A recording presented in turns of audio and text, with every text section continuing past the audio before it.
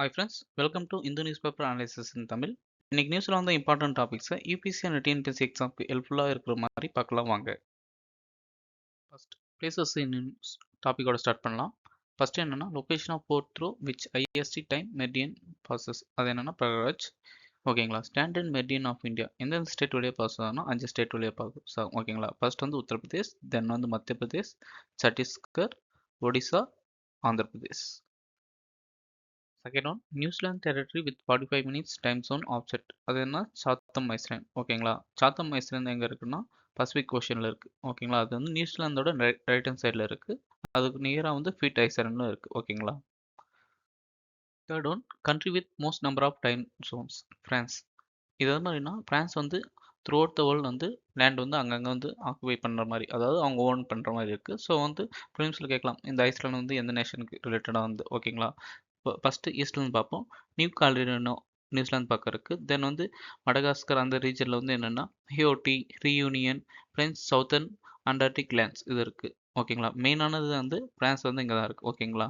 அது மட்டும் இல்லாமல் அமெரிக்கா பக்கம் வந்து என்னென்னா செயின்ட் ஃபிரே மெர்க்யூ, செயின்ட் மரியனா, செயின்ட் பர்த்யூ, குடலோஃபு மர்டியோ, பிரெஞ்ச் குனியா இதெல்லாம் இருக்கும். தென் வந்து பசிபிக் ஓஷன் எடுத்துக்கிட்டால் கிளிப்டனோ ஐஸ்லேண்ட், தென் வந்து பிரெஞ்ச் பாலிசி, லாஸ்ட்டாக வந்து என்னென்னா வேலிஸ் அண்ட் ஃபர்டனா.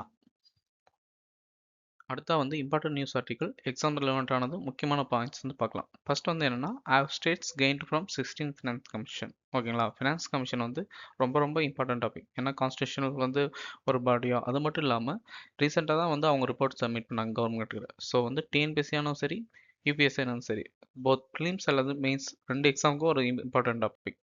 சரி டீட்டெயில்ஸாக பார்த்துக்கலாம் வாங்க. ஃபஸ்ட்டு இது வந்து யூபிஎஸ்சி சிலபஸோட லிங்க் பண்ணுன்னா GS2 polity and governance, GS3 எக்கனாமிக்கோட லிங்க் பண்ணலாம். தென் சிமிலராக டிஎன்பிசி எடுத்துக்கிட்டால் பேப்பர் 2ல பாலிட்டி அண்ட் கவர்னன்ஸ், பேப்பர் 3ல இந்தியன் எக்கனாமிக்கோட லிங்க் பண்ணிக்கலாம். நியூஸில் சொல்லி இந்த இம்பார்ட்டன்ட் பாயிண்ட் பார்த்துக்கலாம். First background and vertical evolution பற்றி டிஸ்கஸ் பண்ணியிருந்தாங்க. 16th ஃபினான்ஸ் கமிஷன் ஷேர் பண்ணியாருன்னா அரவிந்த் பன்கலையா. இது வந்து டிஎன்பிஎஸ்சியில் கேட்க வாய்ப்பு இருக்குது. ஓகேங்களா. இந்த ரிப்போர்ட் வந்து வேலிடிட்டி எப்படின்னா 2026 to 2031. ஏற்கனவே சொன்னது தான் கான்ஸ்டியூஷனல் பாடி. இது வந்து ஆர்டிகல் 270 அது கீழே வந்து எஸ்டாப்ளிஷ் பண்ணுவாங்க. இதனுடைய பணி என்னன்னா distribution of net tax proceeds, எவ்வளோ வந்து ரெவன்யூ கிடச்சிருக்கணும் டேக்ஸ் மூலமா, அது வந்து சென்ட்ரல் ஸ்டேட் எவ்வளோ வந்து எந்த விதத்தில் வந்து டிஸ்ட்ரிபியூட் பண்ணலாம் அதை ரெக்கமெண்ட் பண்ணுறது தான் ஃபங்க்ஷன்ஸ். ஓகேங்களா. இதில் வந்து டிவிஷன் நம்ம சொல்கிறோம்ல டிஸ்ட்ரிபியூஷன், அதில் வந்து செஸ் அண்ட் சர்சார்ஜ் வந்து இன்க்ளூட் பண்ணவே மாட்டாங்க. இது வந்து பிலிம்ஸ் கேட்கறதுக்கும் வாய்ப்பு இருக்குது.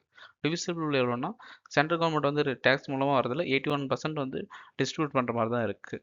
வெர்டிக்கல் டெவல்யூஷன், வெர்டிக்கல்னா சென்டர் டு ஸ்டேட் வந்து எது மாதிரி ஃபண்ட் டிஸ்ட்ரிபியூட் பண்ணுறாங்க. இன்னொன்று வந்து ஹரிசாண்டல் டெவல்யூஷன் சொல்லுவாங்க. அது வந்து ஸ்டேட் டு ஸ்டேட் வந்து எது மாதிரி எந்த கிரைட்டீரியா பேஸ் பண்ணி டிஸ்ட்ரிபியூட் பண்ணுறது தான். ஓகேங்களா. Vertical devolution 14th finance commission எவ்வளோன்னா 42% வந்து ரெக்கமெண்ட் பண்ணிப்பாங்க. அதே 15th and 16th finance commission ரெண்டுமே வந்து 41% ரெக்கமெண்ட் பண்ணிப்பாங்க. ஏன்னா வந்து ஜம்மு அண்ட் காஷ்மீர் அதுக்கு முன்னாடி வந்து ஸ்டேட்டாக இருந்துச்சு. இந்த டைமில் வந்து யூனியன் டெரிட்டரியாக ஸ்ப்ளிட் பண்ணிட்டாங்களே, அதனால் வந்து 42 to 41% பேலன்ஸாக டிஸ்ட்ரிபியூட் பண்ணியிருக்காங்க. Rational for returning 41%. ஏன்னா யூனியன் கவர்மெண்ட் வந்து ஹை எக்ஸ்பெண்டிச்சர் இருக்குது. ஃபார் எக்ஸாம்பிள் டிஃபென்ஸ், சைனாவோட டாமினன்ஸ் அதிகமாக இருக்கா, அதனால் வந்து பார்டர் ஏரியா ஃபுல்லாக வந்து டிஃபென்ஸ் பண்ணுறாங்க. பங்களாதேஷில் மைக்ரேஷன் இஷ்யூ, மியான்மர் வந்து ரிவோல்ட் அது மாதிரி இருக்குல்ல, அதெல்லாம் கவர் பண்ணுறதுனால பார்டரில் வந்து டிஃபென்ஸ் வந்து இம்ப்ரூவ்மெண்ட் பண்ணணும். ஸோ வந்து அவங்க சென்ட்ருக்கு அதிகமான ஃபண்ட் தேவை. அது மட்டும் இல்லாமல் இன்ஃப்ராஸ்ட்ரக்சர் வந்து சென்ட்ரல் கவர்மெண்ட் அதிகமாக இன்வெஸ்ட் பண்ணுறாங்க. ரோட், ரயில்வேஸ், பிரிட்ஜ் அது மாதிரி எல்லாமே இது பண்ணுறாங்களே, அதுக்கு வந்து சென்ட்ரல் கவர்மெண்ட்டுக்கு வந்து அதிகமாக காசு தேவை. அதனால் 41% மட்டும்தான் டிஸ்ட்ரிபியூட் பண்ணியிருக்காங்க வர காசில். அது மட்டும் இல்லாமல் சென்ட்ரலி ஸ்பான்சர் ஸ்கீம்லும் வந்து சென்ட்ரல் கவர்மெண்ட் வந்து ஸ்டேட்டுக்கு வந்து ஒரு சில ஸ்கீம்ஸ் எல்லாம் வந்து இருக்குல்ல 60:40 அந்த மாதிரி இருக்குல்ல, அதனால் சென்ட்ரல் கவர்மெண்ட் வந்து 60% வந்து ஸ்பெண்ட் பண்ணுற மாதிரி இருக்குல்ல, அதுக்கும் மணி தேவை. ஸோ ஓவராலாக 41% வந்து போதும் அப்படின்னு ஃபினான்ஸ் கமிஷன் ரெக்கமெண்ட் பண்ணியிருக்காங்க. அடுத்து வந்து ஹரிசாண்டல் டெவல்யூஷன் கிரைட்டீரியா, அதாவது நம்ம சொன்னோம்ல ஹரிசாண்டல்னா ஸ்டேட் டு ஸ்டேட் வந்து டிஸ்ட்ரிபியூட் பண்ணுறது. அது வந்து எந்தெந்த கிரைட்டீரியா வந்து ரெக்கமெண்ட் பண்ணாங்கன்னா 16th ஃபினான்ஸ் கமிஷன் அதிகமான வெயிட் கொடுத்தது வந்து என்ன இருக்குன்னா இன்கம், டிஸ்டன்ஸ், பாப்புலேஷன் 2011, ஏரியா. அது மட்டும் இல்லாமல் எஃபிஷியன்ட் பர்ஃபார்மன்ஸ் கிரைட்டீரியாவில் வந்து ஒரு 4 கிரைட்டீரியா வந்து பண்ணியிருக்காங்க. Forest and ecology, demographic performance, tax effort. இந்த 16th ஃபினான்ஸ் கமிஷன் புதுசாக ஒரு அடிஷன் பண்ணியிருக்காங்க ஒரு கிரைட்டீரியா. அது என்னன்னா ஸ்டேட்ஸ் கான்ட்ரிபியூஷன் டு ஜிடிபி. ஓகேங்களா. ஓவரால் அப்ரோச் அது மாதிரி இருந்துன்னா ஃபிசிக்கல் ஸ்டாக்ஸை வந்து அவாய்ட் பண்ணுற மாதிரி ரெக்கமெண்டேஷன் இருக்குது. தென் ஈக்விட்டி அண்ட் எஃபிஷியன்சியை ப்ரொமோட் பண்ணுறதுக்காகவும் இருக்குது, பேலன்ஸ் பண்ணுற மாதிரி ரெக்கமெண்ட் பண்ணியிருக்காங்க. இந்த ஃபினான்ஸ் கமிஷனில் ரெக்கமெண்ட் பண்ணாங்களே, அதை தவிர்த்து ஸ்டேட் வந்து ஒரு சில டிமாண்ட்ஸ் வந்து இது பண்ணியிருக்காங்க. இது பண்ணால் நல்லா இருக்குன்றாங்க. தென் ஓவரால் இம்பாக்ட் வந்து இது மாதிரி இருக்குது ஃபினான்ஸ் கமிஷன் ரெக்கமெண்டேஷன்லாம் பார்க்கலாம் வாங்க. ஃபர்ஸ்ட் ஸ்டேட் டிமாண்ட் வந்து என்னன்னு பார்த்துக்கலாம். இப்போ வந்து 41% வந்து வெர்டிகல் டைவர்ஷன் சொல்லியிருக்கோம்ல, அது வந்து 15% இன்க்ரீஸ் பண்ணால் நல்லா இருக்கும்னு சொல்லியிருக்காங்க. தென் செஸ் அண்ட் சர்சார்ஜ் அதுவும் வந்து டிவிசிபிள் புல், அதாவது ஸ்டேட் கவர்மெண்ட்டுக்கும் தரணும், ஒரு ஃபிக்ஸ்டு கேப் வந்து அதுக்கு வந்து ஃபிக்ஸ் பண்ணணும் அப்படின்ற சஜஷன் சொல்கிறாங்க ஸ்டேட். அது மட்டும் இல்லாமல் இண்டஸ்ட்ரியல் ஸ்டேட்ஸ், அதாவது மகாராஷ்டிரா, குஜராத், தமிழ்நாடு, கர்நாடகா, தெலுங்கானா இருக்குங்களே, அவங்க வந்து ஜிடிபி கான்ட்ரிபியூஷன் இப்போ நியூவாக ஆட் பண்ணியிருக்காங்களே, அதுக்கு இன்னும் அதிகமான பர்சன்டேஜ் வந்து வெயிட் கொடுத்தா நல்லாயிருக்கும் அது மாதிரி சொல்லியிருக்காங்க. 16th ஃபினான்ஸ் கமிஷன் ஸ்டாண்ட் என்னன்னா, செஷன்ஸ் அதுக்கு வந்து கேப் பண்ண முடியாது, 41% தான் வெர்டிக்கல் வந்து ரிட்டைன் பண்ணியிருக்காங்க. ஓவரால் இம்பாக்ட் அது மாதிரி பார்க்கலாமா? வெர்டிக்கல் டிவோலேஷன் அதாவது 41% இருக்கும்ல, அது வந்து சேமாக தான் இருக்குது. தென் சதர்ன் அண்ட் வெஸ்டர்ன் ஸ்டேட் வந்து ஒரு மார்ஜினல் கெயின் பண்ணியிருக்காங்க. எது மாதிரினா அந்த ஜிடிபி கான்ட்ரிபியூஷன் நியூவாக ஆட் பண்ணியிருக்காங்கல்ல, அதனால் சதர்ன் ஸ்டேட்டும் சரி வெஸ்டர்ன் ஸ்டேட்டும் சரி அதிகமாக கான்ட்ரிபியூட் பண்ணாலும் கொஞ்சம் வந்து இம்ப்ரூவ் ஆகிருக்கு. Large north and central state வந்து கொஞ்சம் அதிகமாக வந்து எப்பயுமே வந்து ரீச் ஆகும், நார்த் அண்ட் சென்ட்ரல் ஸ்டேட் வந்து கான்ட்ரிபியூட் பண்ணுறது மணி. ஆனால் இப்போ வந்து ஓரளவுக்கு கம்மியாக இருக்குது. ஏன்னா அந்த ஜிடிபின்னு நம்ம சொல்லல, அதுதான். அது மட்டும் இல்லாமல் ஆனால் வந்து நம்ம சதர்ன் ஸ்டேட்டில் இருக்குல்ல, கெயின் பண்ணாலும் நம்ம தமிழ்நாடு தான் ரொம்ப ரொம்ப லோ லெவலில் கெயின் பண்ணியிருப்பாங்க. அதுக்கான நியூஸ் அனலைஸ் வந்து நம்ம வந்து கிளியராக வந்து ஏற்கனவே வந்து ஒரு நியூஸ் பேப்பர் அனலைசஸில் பார்த்தோம்ல, அதுதான். தென் வந்து என்னென்னா இப்போ வந்து எண்டில் என்ன சொல்லியிருக்காங்கன்னா, எஃபிஷியன்சி வந்து ரிவார்ட் பண்ணுற மாதிரி இருக்குது, ஆனால் ஈக்விட்டி பேலன்ஸும் டிஸ்டர்ப் பண்ணாத மாதிரி ஓரளவுக்கு ரெக்கமெண்ட் பண்ணியிருக்காங்கன்னு சொல்லியிருக்காங்க. ஃபினான்ஸ் கமிஷன்ன்றது இம்பார்ட்டன்ட் டாப்பிக்கா, ஸோ வந்து ஃபிலிம்ஸில் மட்டும்னா எக்ஸ்ட்ரா நியூஸ் பேப்பரில் இல்லாத பாயிண்ட்டும் பார்த்துக்கலாம். ஆல்ரெடி சொன்னது தான், ஆர்டிகல் 2(8) படி இது வந்து ஒரு கான்ஸ்டியூஷனல் பாடி, 5 இயர்ஸ் ஒன்ஸ் வந்து ரெக்கமெண்ட் பண்ணுவாங்க. இயர்லியாக தேவைன்னா கூட ஃபினான்ஸ் கமிஷனை வந்து 5 இயர்ஸ்க்கு முன்னாடியும் வந்து எஸ்டாப்ளிஷ் பண்ணிக்கலாம். கம்போசிஷன் எது மாதிரி இருக்குன்னா, ஒரு சேர்பர்சன் ப்ளஸ் 4 மெம்பர்ஸ் இருப்பாங்க. குவாலிஃபிகேஷன் வந்து எது மாதிரினா பார்லிமெண்ட் தான் டிட்டர்மைன் பண்ணும். இவங்களாம் யார் அப்பாயின்ட் பண்ணுவாங்கன்னா பிரசிடென்ட் பண்ணுவார். என்னுடைய கோர் ஃபங்க்ஷன் என்னென்னா, சென்ட்ரல் ஸ்டேட் வந்து இது மாதிரி வந்து வெர்டிக்கல் டெவலேஷன் வந்து டிஸ்ட்ரிபியூட் பண்ணுறது. தென் ஹரிசாண்டல் டெவலேஷன் ஸ்டேட்டுக்கு வந்து எந்த கிரிட்டிக்கலா பேஸ் பண்ணி ரெக்கமெண்ட் பண்ணலாம் அது மாதிரி. தென் வந்து கிராண்ட்ஸ் அண்ட் எய்ட் ஆர்டிகல் 275 இருக்குங்கள, அது வந்து எது மாதிரி ரெக்கமெண்ட் பண்ணலாம் அது. Then state consolidate fund, panchayat municipal article 243(i), 243(y), இது வந்து டிஎன்பிஎஸ்சி கேட்கறது கூட வாய்ப்பு இருக்குது. அது வந்து எது மாதிரி ரெக்கமெண்ட் பண்ணலாம் அது மாதிரி சொல்லுவாங்க. ஓகே ஃப்ரெண்ட்ஸ், நெக்ஸ்ட் வந்து ஹரிசாண்டல் டிசால்யூஷன், அதாவது வந்து ஸ்டேட் டு ஸ்டேட் வந்து இது மாதிரி வந்து ஃபில் பண்ணுவாங்கன்னு இருக்கும்ல, அது வந்து இது மாதிரி ரெக்கமெண்ட் பண்ணாங்க. 13, 14, 15, 16 ஃபினான்ஸ் கமிஷன் பார்த்துக்கலாமா. 13th வந்து 2010 to 15, 14, 15 to 20, 15th வந்து 2020 to 26, இப்போ 16 ரெக்கமெண்ட் பண்ணது 2026 to 31 வரைக்கும் இருக்கும். ஃபஸ்ட்டு இது காமனான ஒன்று என்னென்னா, இன்கம் டிஸ்டன்ஸ் கிரைட்டீரியா எல்லா ஃபினான்ஸ் கமிஷன் ரெக்கமெண்ட் பண்ணிப்பாங்க. அது எதுனா 47.5, 50, 45, 42.5 அது மாதிரி வந்து ரிலீஸ் பண்ணியிருக்காங்க.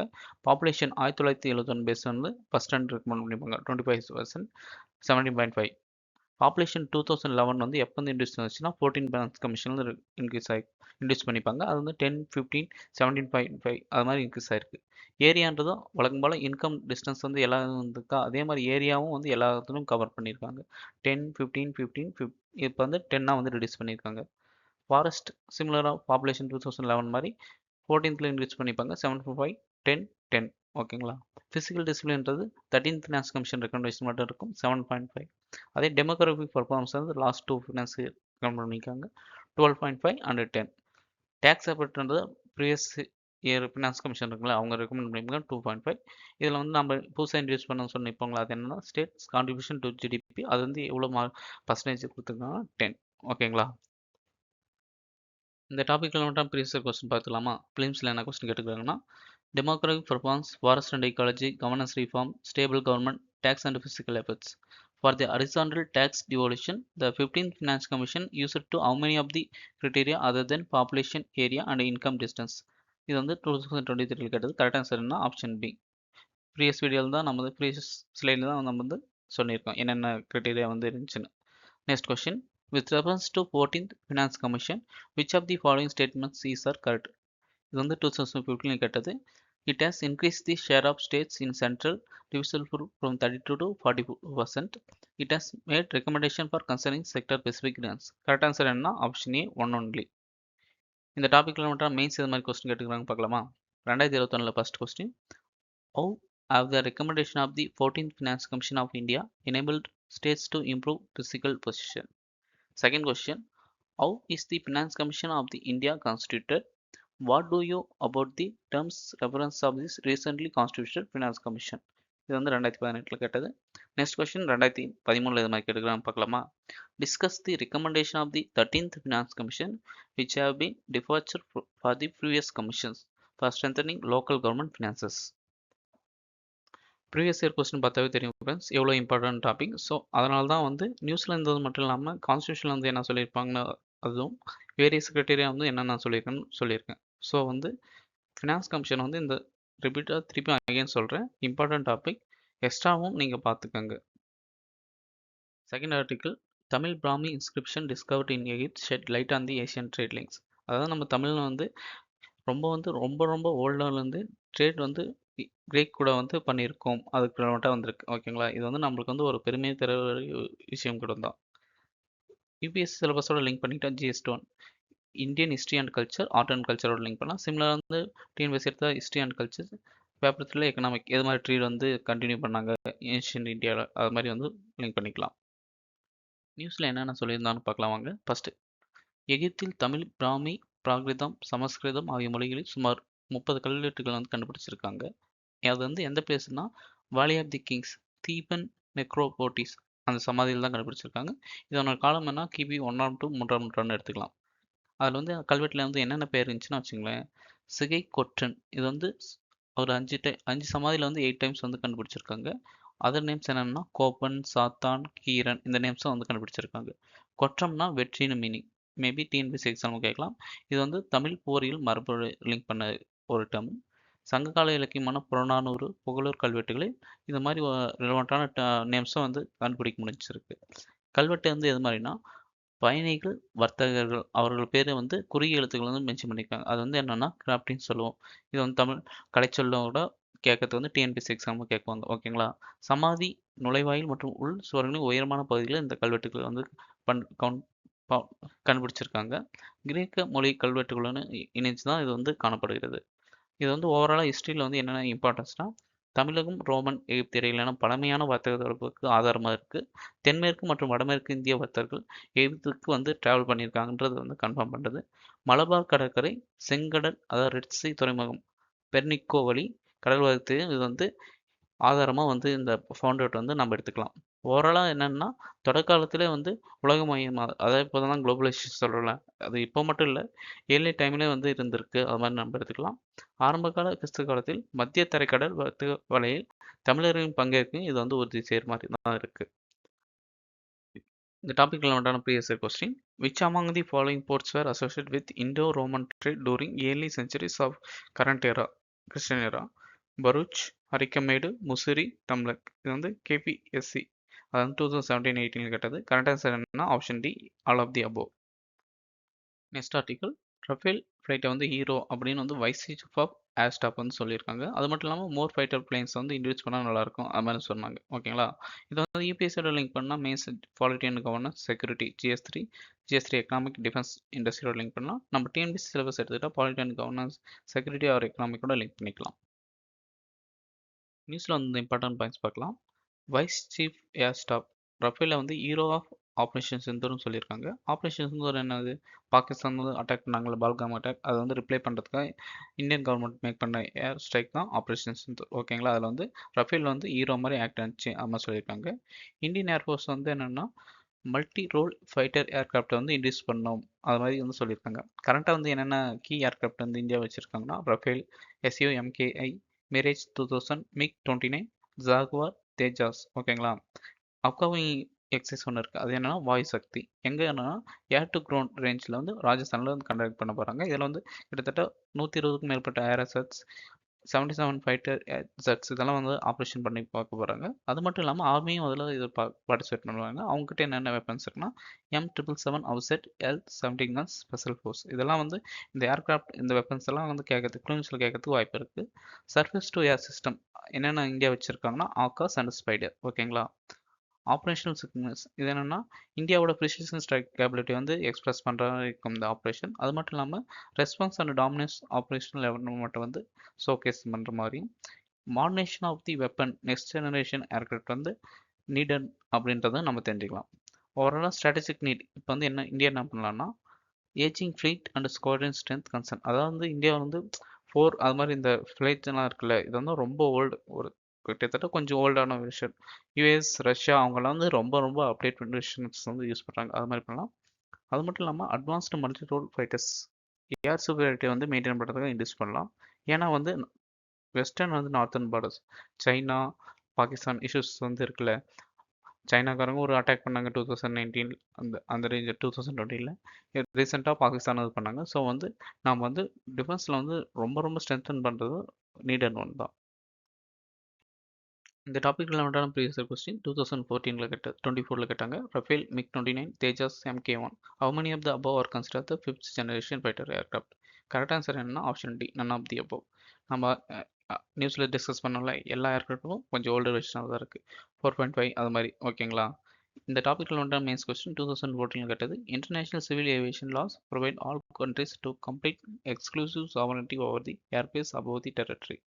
What do you understand by airspace? What are the implications of this loss on space above this airspace? Discuss this challenge with poses and suggest ways to contain its threat. Thanks for watching friends. நம்ம video பிடிச்சிருந்தா like பண்ணுங்கள். Comment செக்ஷனில் any suggestions for இம்ப்ரூவ்மெண்ட்னா சொல்லுங்கள். அது மட்டும் இல்லாமல் நம்ம வீடியோவுக்கு வந்து ஒரு ரேட்டிங் கொடுங்க. 10 அவுட் ஆஃப் எவ்வளோ வந்து ரேட்டிங் கொடுங்கன்னு சொல்லுங்கள். ஸோ வந்து நான் கண்டென்ட்டை வந்து இம்ப்ரூவ் பண்ணுறதுக்கும் சரி, குவாலிட்டி வந்து நான் எவ்வளோ ப்ரொவைட் பண்ணுறதும் அது மூலம் தெரிஞ்சுக்கலாம். ஓகே ஃப்ரெண்ட்ஸ், நாளைக்கு வந்து அடுத்த வீடியோவில் பார்ப்போம்.